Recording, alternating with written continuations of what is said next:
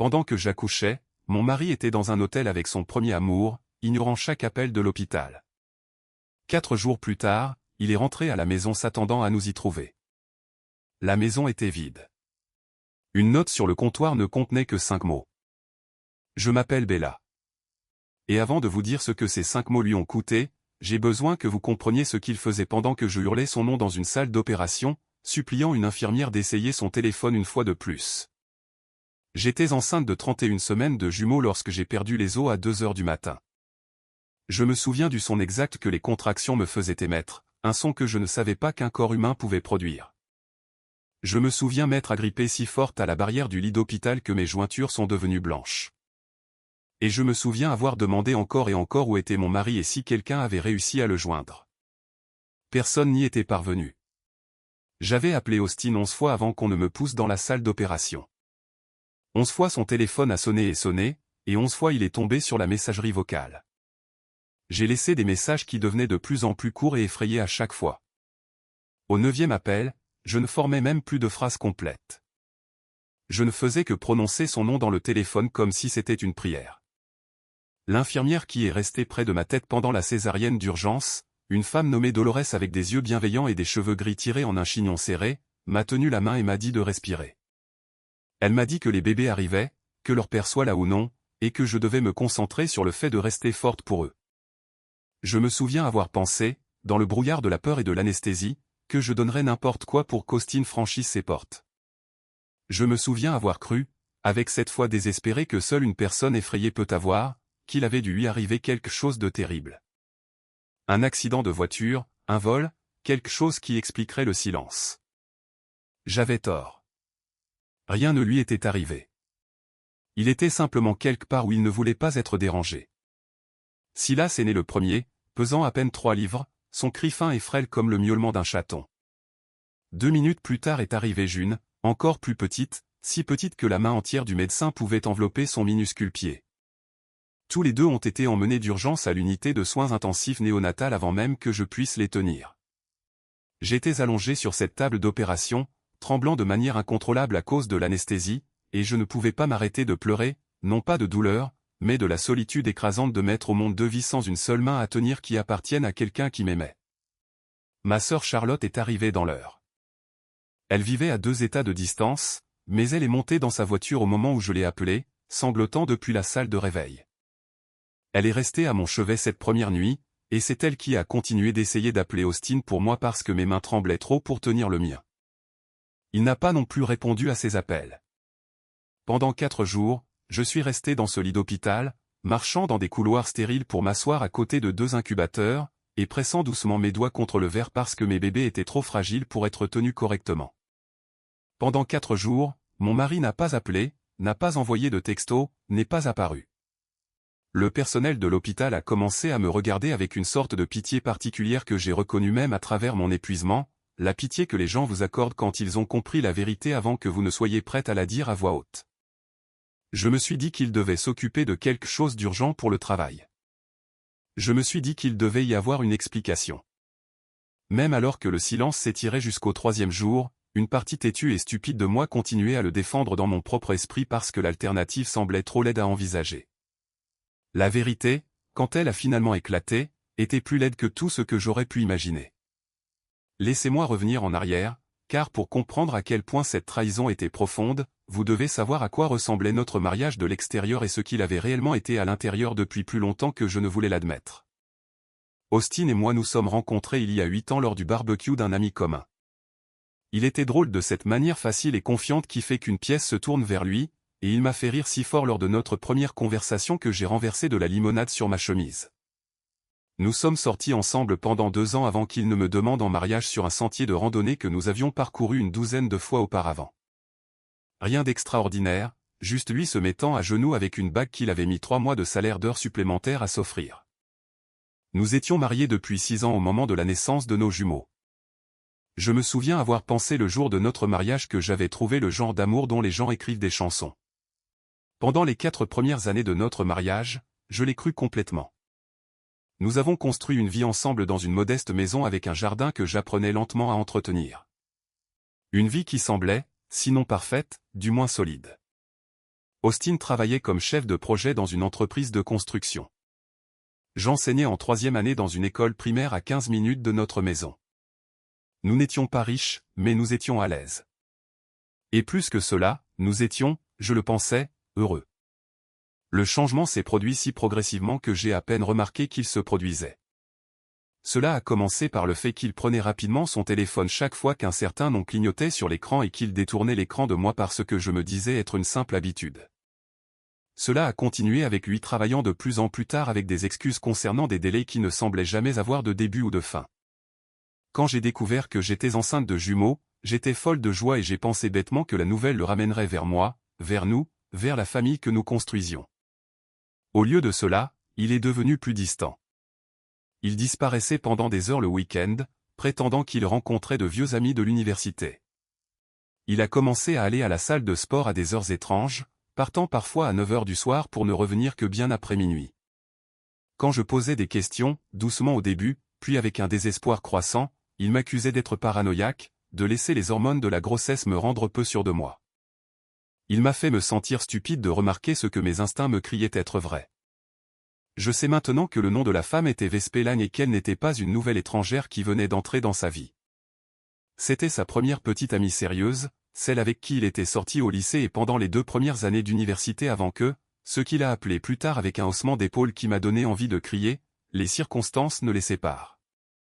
Elle était réapparue dans sa vie environ 1 an avant la naissance de nos jumeaux, reprenant contact avec lui d'abord par le biais d'un ancien groupe de discussion de l'université, puis en privé, puis apparemment en personne. Pendant que je doublais de volume, enflé et épuisé et que je faisais grandir 2 êtres humains entiers dans mon corps, mon mari ravivait une romance avec la fille qu'il avait aimée avant moi. Pendant que j'assistais à chaque rendez-vous prénatal, parfois seul, parce qu'il était occupé, il rencontrait Vespé pour des dîners dont il ne m'a jamais parlé. Et lors de la nuit la plus terrifiante de ma vie, la nuit où notre fils et notre fille se sont frayés un chemin dans ce monde avec près de 2 mois d'avance, mon mari était enregistré dans une chambre d'hôtel à 40 minutes de l'hôpital. Son téléphone délibérément mis en mode silencieux pour que rien ne puisse interrompre son temps avec elle. Il prétendrait plus tard, quand il a finalement daigné s'expliquer, qu'il avait besoin d'espace pour réfléchir. Il dirait que la grossesse l'avait effrayé, qu'il n'était pas sûr d'être prêt à être père, que la proximité de Vespé lui rappelait une version plus simple et plus libre de sa vie. Rien de tout cela n'expliquait le téléphone silencieux. Rien de tout cela n'expliquait 4 jours de silence pendant que sa femme gisait dans un lit d'hôpital et que ses enfants prématurés luttaient pour leur vie dans des incubateurs. Un homme qui est confus finit par rappeler sa femme. Un homme qui est coupable l'évite entièrement parce que lui faire face signifie faire face à ce qu'il a fait. Le 4e jour, j'ai été renvoyé de l'hôpital sans mes bébés parce qu'ils avaient besoin de plus de temps en soins intensifs néonatales que moi pour me remettre de l'opération. Je me souviens du vide particulier en sortant de ces portes d'hôpital, les bras enroulés autour de rien, mon corps encore en convalescence, mon cœur dans 2 incubateurs séparés 3 étages au-dessus de moi. Charlotte m'a ramené à la maison et pendant tout le trajet, je n'arrêtais pas de penser qu'il sera là. Il doit être là. Quoi que ce soit, cela aura un sens quand je verrai son visage. J'ai plus tard reconstitué, grâce à Charlotte et à un voisin qui a vu sa voiture ce matin-là, qu'Austin était en fait retourné à la maison des heures avant moi, s'attendant toujours, dans la version de la réalité dans laquelle il vivait, à y trouver sa femme enceinte qui l'attendait. Il avait manqué chaque appel, ignoré chaque message vocal, et n'avait aucune idée que les jumeaux étaient déjà nés 4 jours plus tôt. Quand il a franchi cette porte et a trouvé la maison silencieuse, pas de femme, aucun signe de bébé nulle part, quelque chose en lui a finalement semblé comprendre l'ampleur de ce qu'il avait fait. Plutôt que de m'appeler, plutôt que de conduire à l'hôpital et de faire face à ce qu'il avait manqué, il a fait un sac, a écrit 5 mots sur un morceau de papier, et est reparti avant même que j'arrive. La maison était vide quand Charlotte et moi nous sommes garés dans l'allée. Le courrier s'était accumulé sur la petite table près de la porte. Les plantes que j'arrosais habituellement commençaient à s'affaisser. Et sur le comptoir de la cuisine, appuyé contre la corbeille de fruits, se trouvait un seul morceau de papier plié. Je l'ai déplié avec des mains qui n'avaient pas cessé de trembler depuis le moment où j'ai perdu les os 4 jours plus tôt. 5 mots de son écriture, la même écriture qui avait autrefois signé nos vœux de mariage, disait qu'il s'était enfin choisi lui-même, signé Austin. Pas un message disant qu'il était désolé. Pas un message disant qu'il avait fait une erreur. Pas même la décence d'une explication. Juste une déclaration, froide et finale, comme si 6 ans de mariage et 2 nouveau-nés luttants pour leur vie pouvaient être écartés comme un obstacle à son propre épanouissement personnel. Je me suis assise sur le sol de la cuisine, encore dans les vêtements amples que j'avais portés en rentrant de l'hôpital, et je n'ai pas pleuré comme je m'y attendais. J'ai ressenti à la place une étrange immobilité creuse, le genre qui précède le déchaînement d'une tempête. Charlotte m'a trouvé là 20 minutes plus tard, et c'est sa voix, tranchante de fureur, qui a finalement brisé l'engourdissement. Elle m'a tenu dans ses bras pendant que je sanglotais jusqu'à ce que je n'ai plus rien. Et puis elle m'a fait une tasse de thé que je n'ai jamais bu, et elle est restée sur notre canapé cette nuit-là et toutes les nuits suivantes pendant les 3 semaines à venir. Je veux vous dire que j'ai tout découvert sur Austin et Vespé immédiatement, mais la vérité s'est dévoilée lentement, comme le font souvent les vilaines vérités, morceau par morceau, chacun pire que le précédent. Cela a commencé par un appel téléphonique d'une femme nommée Rosalind, une ancienne collègue d'Austin, qui avait entendu dire ce qui s'était passé et qui estimait, selon ses propres mots, que je méritais de connaître toute l'histoire plutôt que des fragments. Rosalind m'a dit qu'Austin et Vespé se voyaient en secret depuis près de 8 mois. Que des collègues de son entreprise l'avaient remarqué partir tôt certains jours, toujours les mêmes jours où Vespé avait apparemment congé de son propre travail. Qu'il avait dit à au moins un ami proche, ivre dans un bar un soir, qu'il se sentait piégé par la paternité imminente, et qu'être avec Vespé lui donnait l'impression de redevenir la personne qu'il était avant tout cela. Avant tout cela, comme si notre mariage, notre maison, nos enfants à naître étaient un inconvénient superposé à la vie qu'il voulait réellement. J'ai appris plus tard, grâce à des documents auxquels j'avais légalement le droit d'accéder une fois que j'ai demandé le divorce, qu'Austin retirait de l'argent de notre compte d'épargne commun depuis des mois, de petites sommes au début, puis de plus grandes. Acheminant de l'argent liquide vers des séjours à l'hôtel et des dîners. L'hôtel exact où il a séjourné pendant la naissance de nos enfants était un établissement de charme à 40 minutes de la ville, qu'il avait réservé sous un faux nom de réservation, payé avec de l'argent liquide qu'il avait retiré 3 jours auparavant. 40 minutes. Il était à 40 minutes de l'hôpital où ses enfants naissaient avec près de 2 mois d'avance, et il n'a pas pu prendre la peine de revenir. Il n'a pas pu prendre la peine de répondre à un seul appel car répondre aurait signifié s'éloigner d'elle. Il y avait un autre détail que Rosalind m'a raconté ce soir-là au téléphone, un détail qui m'a coupé le souffle. Elle a dit que la nuit où j'ai commencé le travail, le téléphone d'Austin avait en fait vibré contre la table de chevet de l'hôtel plus d'une fois. Elle le savait parce qu'une connaissance commune qui avait parlé à Vespé par la suite lui a dit que c'était Vespé qui s'était penché pour retourner le téléphone, le glissant dans un tiroir pour que la lumière ne les dérange pas. Austin ne l'a pas repris avant le lendemain matin. Il savait en quelques heures que quelque chose d'urgent se passait. Il a délibérément choisi de ne pas regarder. Je suis resté longtemps avec ce détail après que Rosalind a raccroché. Il aurait été plus facile, à certains égards, de croire qu'il n'avait tout simplement jamais entendu le téléphone sonner. Que l'ignorance plutôt que le choix l'avait tenu éloigné de moi. Mais la vérité était plus froide que cela. Il l'avait entendu. Il avait laissé quelqu'un d'autre le faire taire pour lui, et il s'était rendormi à côté d'elle pendant que j'étais ouverte sur une table d'opération à 40 minutes de là. Je partage tout cela non pas pour revivre ma propre douleur pour le plaisir, mais parce que je pense qu'il y a un type particulier de femme qui regarde ceci, qui a ressenti ce que j'ai ressenti à ce moment-là sur le sol de la cuisine. Qui a vu le sol se dérober sous ses pieds à cause de quelqu'un en qui elle avait une confiance absolue. Je veux qu'elle sache ce que je sais maintenant, à savoir que l'histoire ne se termine pas sur ce sol de cuisine. Elle ne fait que commencer là. Les semaines qui ont suivi ont été les plus difficiles de ma vie. Plus difficiles même que l'opération. Plus difficiles que les 4 jours de silence.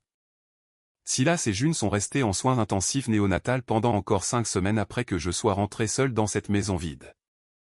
Je conduisais à l'hôpital tous les jours, parfois 2 fois par jour, assise à côté de leurs incubateurs pendant des heures, leur lisant des histoires d'une voix que je forçais à être stable même quand ma poitrine avait l'impression de s'effondrer. Charlotte venait avec moi aussi souvent qu'elle le pouvait. Ma mère est venue en avion de 3 états de distance et est restée pendant 6 semaines d'affilée, dormant sur un matelas pneumatique dans mon bureau à domicile, préparant des repas que je ne pouvais souvent pas me résoudre à manger. Austin n'a pas visité l'unité de soins intensifs néonatales une seule fois pendant ces 5 semaines. Pas une seule fois. Je veux le répéter parce que j'ai encore du mal à le comprendre, même maintenant. Son fils et sa fille gisaient dans des incubateurs, des fils collés sur leur corps incroyablement petits, luttant pour devenir assez forts pour respirer par eux-mêmes, et leur père n'est pas venu les voir une seule fois. Il a envoyé un seul message texte pendant toute cette période, me demandant de gérer les choses pendant qu'il réglait certaines affaires. Je n'ai pas répondu. Il ne restait plus rien en moi à lui donner. Austin a essayé une fois de revenir. C'était 11 jours après que j'ai trouvé la note et je me souviens du coup frappé à la porte parce qu'il était si hésitant, si différent de l'homme confiant que j'avais épousé. Il se tenait sur notre porche dans la même veste qu'il portait le jour de son départ, non rasé, tenant un bouquet de fleurs de supermarché encore emballé dans du plastique, et il m'a dit qu'il avait fait une erreur, que Vespé avait été un moment de faiblesse. Et qu'il voulait rentrer à la maison et être un père pour Silas et June. Je lui ai posé une question avant de fermer la porte. Je lui ai demandé ce qu'il faisait au moment exact de la naissance de nos enfants. Il a hésité juste assez longtemps pour que je voie la réponse se former derrière ses yeux avant même qu'il ne la prononce. Un mensonge à moitié formé sur le fait d'être coincé dans les embouteillages, sur la batterie de son téléphone qui était morte. J'avais déjà vu les registres de l'hôtel à ce moment-là. J'avais déjà parlé à Rosalind. Je l'ai laissé finir sa phrase, puis je lui ai dit calmement que je ne croyais plus un seul mot qui sortait de sa bouche et j'ai fermé la porte. Il est revenu 2 autres fois au cours des semaines suivantes, chaque visite plus courte que la précédente, chacune accueillie par le même refus constant. À la 4e tentative, je ne ressentais plus l'envie de trembler ou de pleurer en voyant sa voiture dans l'allée. Je me sentais simplement fatigué. Comme on se sent fatigué d'une chanson qui a été jouée trop de fois, usée par la répétition jusqu'à ce qu'elle n'ait plus aucun pouvoir sur vous. J'ai demandé le divorce 3 semaines après avoir trouvé cette note sur le comptoir. Je ne l'ai pas fait par dépit, bien que j'ai certainement des raisons pour cela, mais par une certitude croissante et clarifiante que je ne voulais pas passer un jour de plus de ma vie à attendre un homme qui avait déjà fait son choix des jours avant de l'écrire en 5 mots sur un morceau de papier. Le processus juridique, je ne vais pas prétendre le contraire, a été parfois laid. L'avocat d'Austin a d'abord essayé de plaider pour une responsabilité financière réduite, affirmant que sa santé mentale pendant la grossesse avait altéré son jugement.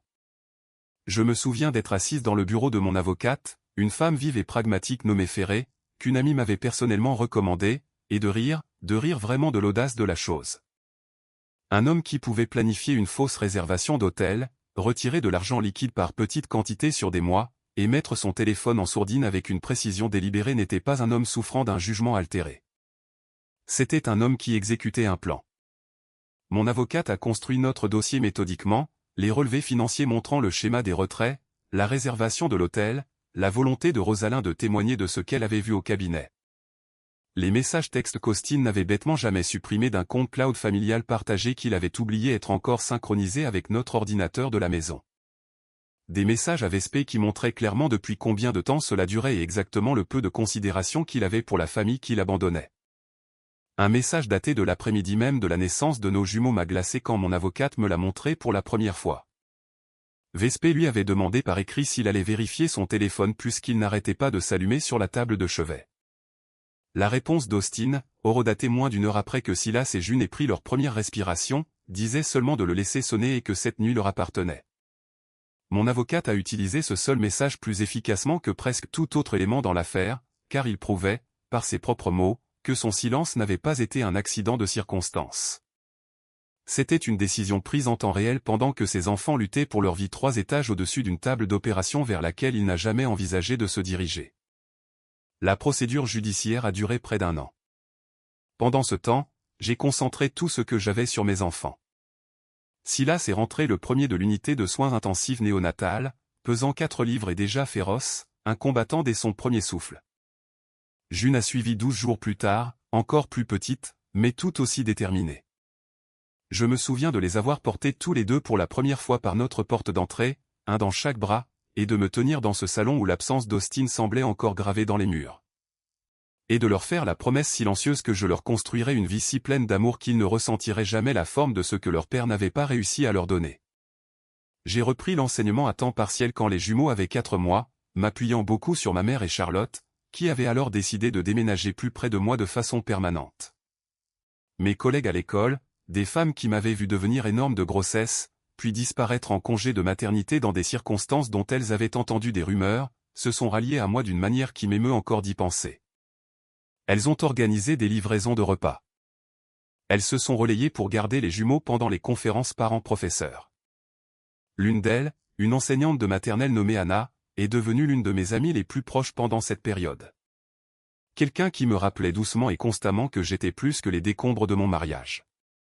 Quant à Austin, sa relation avec Vespé n'a pas survécu au contact de la réalité, comme c'est si souvent le cas.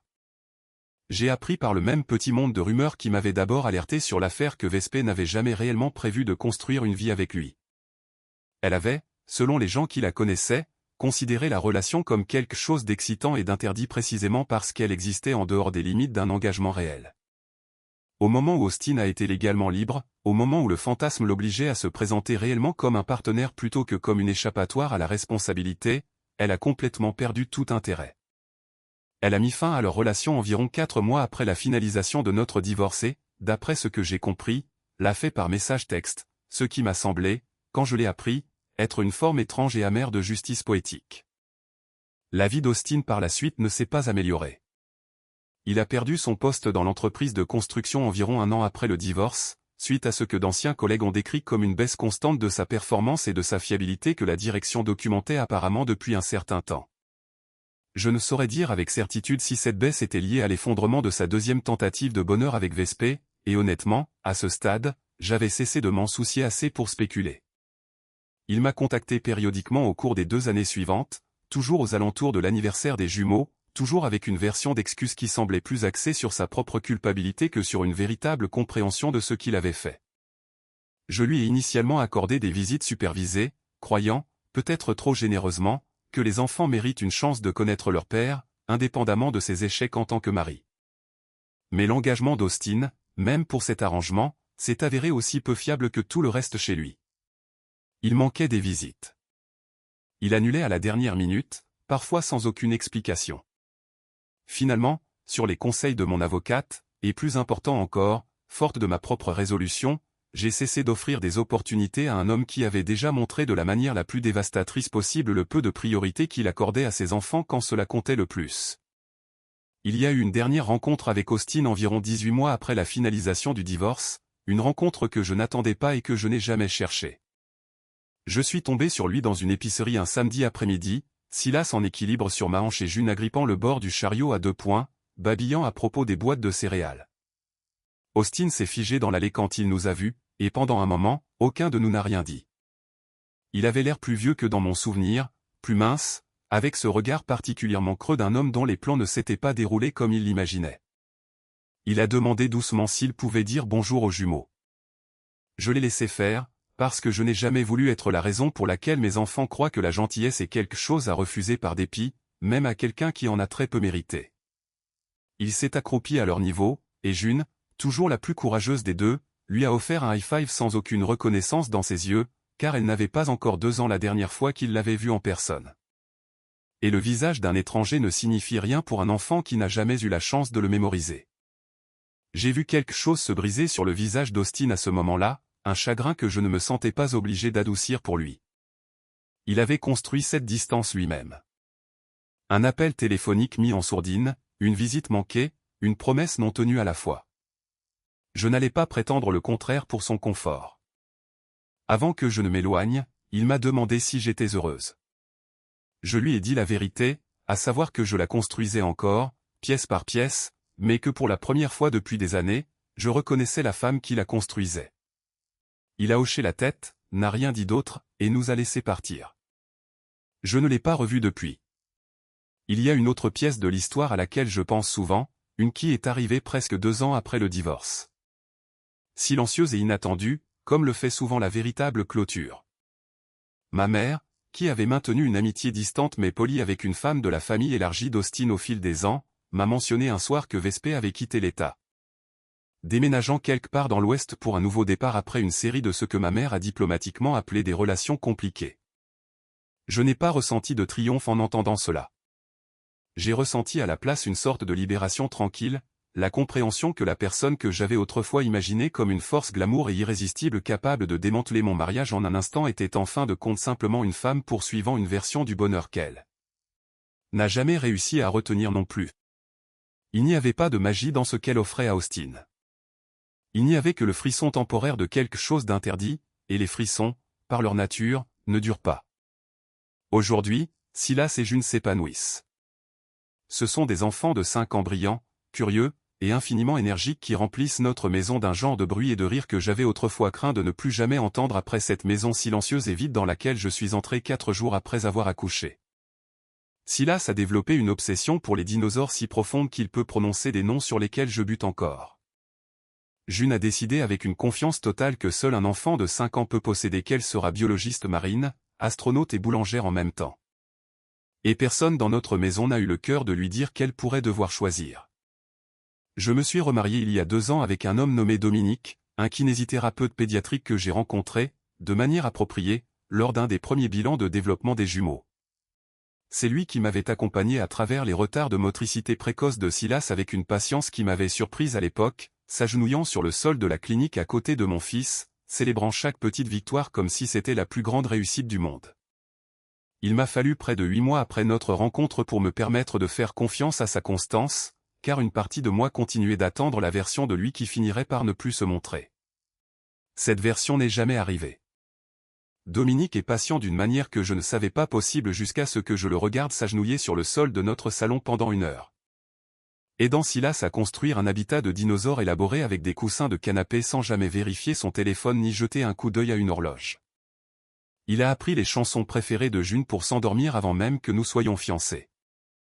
Et il les chante toujours faux chaque soir parce qu'elle insiste sur le fait que sa version est meilleure que la mienne, ce que j'ai décidé de ne pas prendre personnellement.